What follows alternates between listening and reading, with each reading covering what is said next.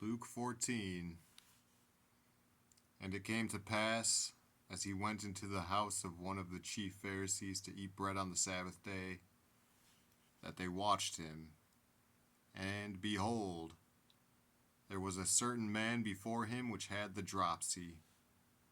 And Jesus answering spake unto the lawyers and Pharisees, saying, Is it lawful to heal on the Sabbath day? And they held their peace. And he took him, and healed him, and let him go. And answered them, saying, Which of you shall have an ass or an ox fallen into a pit, and will not straightway pull him out on the Sabbath day? And they could not answer him again to these things. And he put forth a parable to those which were bidden, when he marked how they chose out the chief rooms, saying unto them, When thou art bidden of any man to a wedding, sit not down in the highest room, lest a more honorable man than thou be bidden of him. And he that bade thee and him come and say to thee, Give this man place, and thou begin with shame to take the lowest room.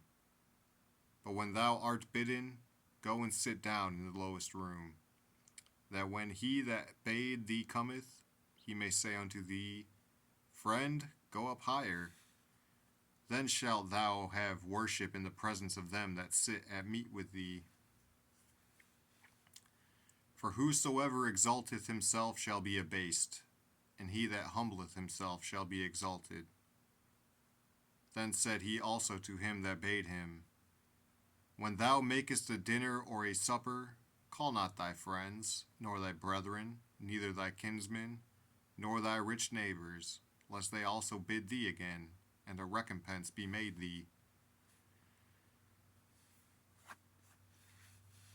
But when thou makest a feast, call the poor, the maimed, the lame, the blind, and thou shalt be blessed, for they cannot recompense thee, for thou shalt be recompensed at the resurrection of the just. And when one of them that sat at meat with him heard these things, he said unto him, Blessed is he that shall eat bread in the kingdom of God. Then said he unto him, A certain man made a great supper, and bade many, and sent his servant at supper time to say to them that were bidden, Come, for all things are now ready. And they all with one consent began to make excuse. The first said unto him, I have bought a piece of ground, and I must needs go and see it.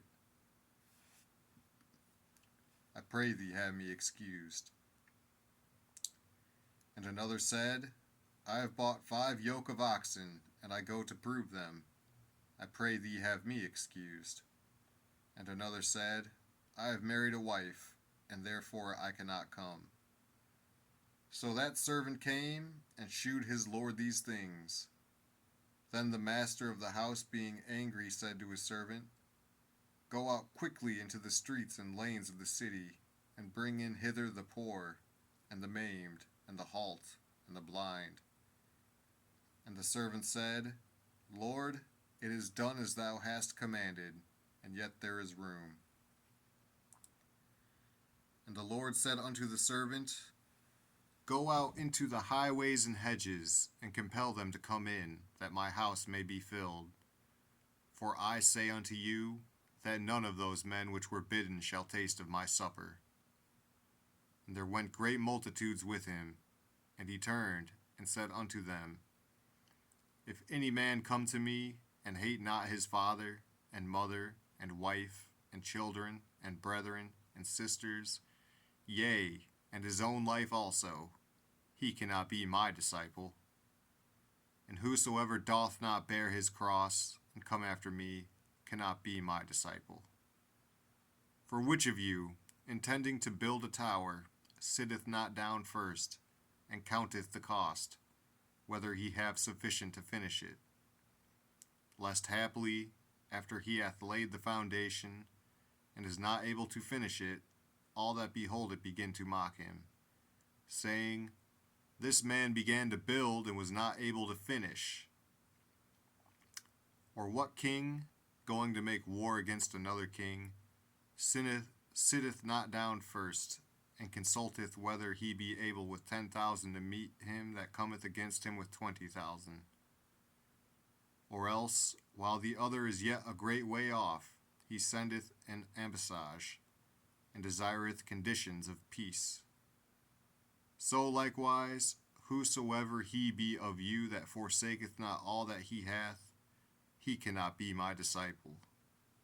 Salt is good, but if the salt have lost his savor, wherewith shall it be seasoned? It is neither fit for the land, nor yet for the dunghill, but men cast it out. He that hath ears to hear, let him hear.